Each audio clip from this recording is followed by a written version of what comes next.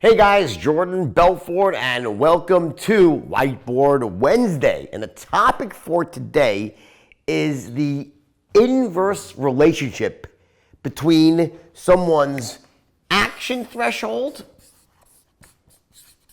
and their pain threshold. The inverse relationship between action threshold and pain threshold. What does that mean? Well, let me explain what each one of these is separately and show you how they interact with each other, and you can use them to close anyone who's closable. Action threshold represents the collective level of certainty that a prospect needs to be at before they say yes, before they buy. I'll repeat that.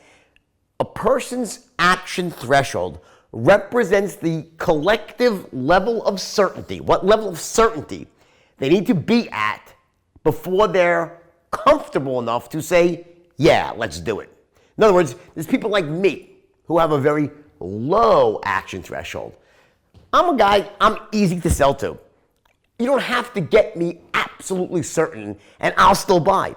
I love to buy something. My beliefs about buying, separate issue here, but my beliefs about buying are such that if you get me only reasonably certain, I'll buy. That's called, in straight line parlance, having a low action threshold. Conversely, you have people with very high action thresholds, like my father, who are very tough to sell to.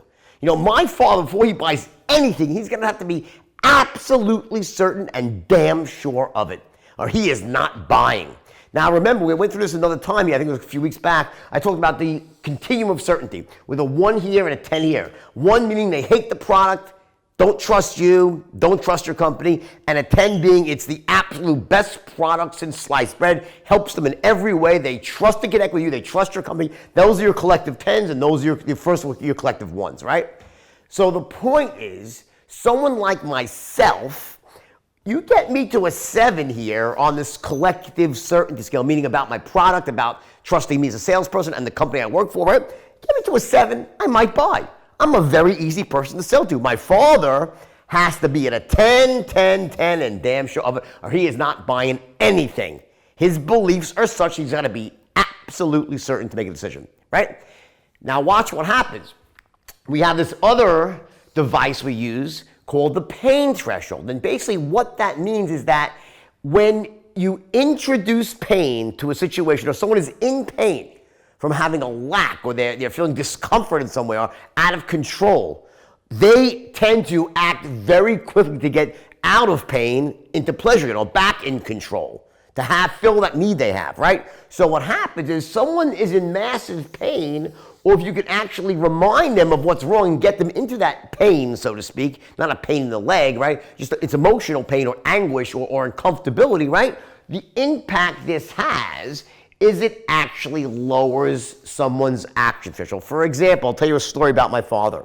Right, when we were growing up, my dad, he loves all his possessions. He takes care of things like they're gonna last forever, but nothing more than his car. He had a car, the Dodge Dart, the family car. I loved this car, right? He went crazy for this car, right? No one could touch this car. No one could fix this car except one mechanic named Jimmy at the local Sunoco station. That was his guy, Jimmy, right? So, I don't care. It could have been the Ferrari race team. Jimmy's my guy. I'm going with Jimmy, okay? That's my dad, high action threshold, right? He's not going to be pulling into any strange shops or seeing a sign saying, special on fixing your car. Not my dad. Maybe I would as a low action threshold guy. I'll make my decisions more randomly, right? Not him. He's going to be absolutely certain of all 3 10s, damn sure of them. However, when we were 12 years old, we were on a family trip to Washington, D.C. from New York, 4-hour drive. We're about 2.5, 3 hours away in the middle of the Delaware, Maryland border, and all of a sudden, steam starts coming out of the hood. The car is overheating. This beloved Dodge Dart is overheating, right? It's about 5 o'clock at night. The sun is starting to set. We're in some strange area. We're on the side of the road. His family now is at risk here because, right, it's getting dark out. He's nervous. What do you think he did? He went to the first gas station he could find and said, fix my car now.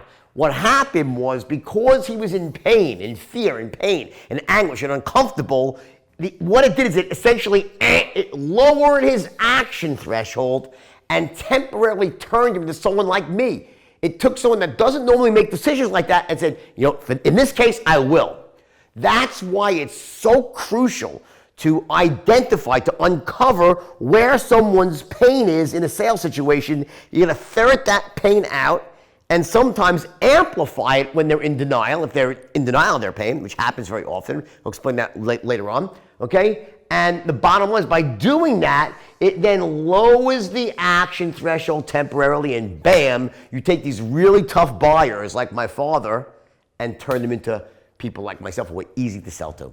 Very powerful tactic. So remember, there's an inverse relationship between pain and action threshold, which is why when you're prospecting, when you're gathering intelligence, you want to ask questions, uncover where someone's pain is, all right? And then don't try to solve it then. Wait to the end when they're close. You got them very certain, but their action threshold is too high, preventing them from buying, and then you introduce that pain again and lowers the action threshold. You step through that window, and that's how you close. Everyone is closable. Now, this is going to be the subject, actually, of our Saturday intensive this coming week. We're going to be discussing the addition of pain into the sales session. How do you ferret out pain elegantly without pissing someone off? How do you add that pain on? And how it works with the action threshold to essentially allow you to close anyone who's closable. So the training on Saturday will be at 11 a.m. Saturday morning. It's going to be about an hour, 10 minutes, awesome online live training. You'll be able to ask questions.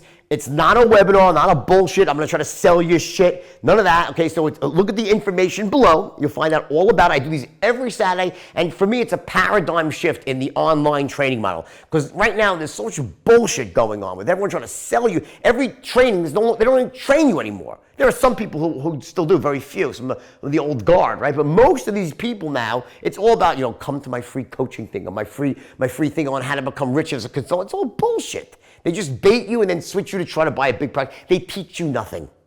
So when I speak, I'm teaching you and training you, giving you real information you can act on. So that's what Saturday morning is about. You want to be there. Click on the link below. You'll find out all about it, okay? And I will see you then. Okay, bye.